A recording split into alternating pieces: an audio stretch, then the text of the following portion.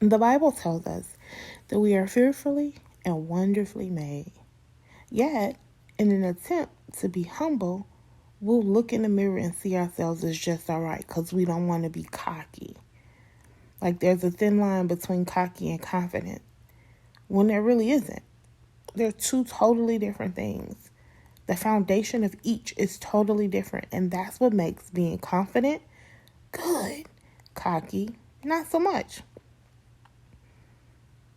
But for those who actually look in the mirror and don't love what's staring back at them or who's staring back at them, that's what we want to deal with.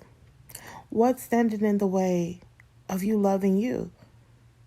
Like, have you, and even not even just your physical feature, but you don't like what you see in you. You don't like what you see in your life. Like when there's a life reflection mirror and you just don't like where your life is. What's stopping you from being okay with who and where you are and still deciding that there's more you desire or more you can do?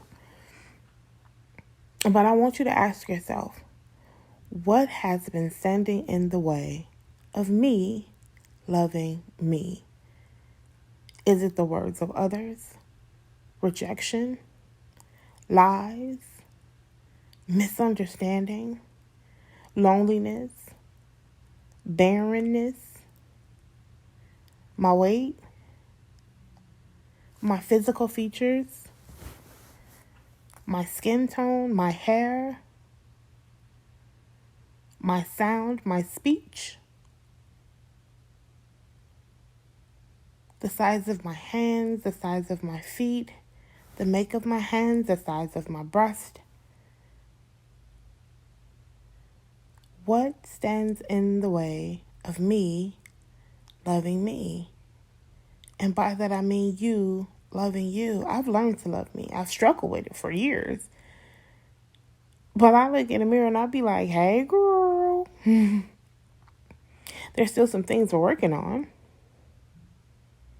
But it doesn't stop me from loving me. I just don't like that because it's not healthy.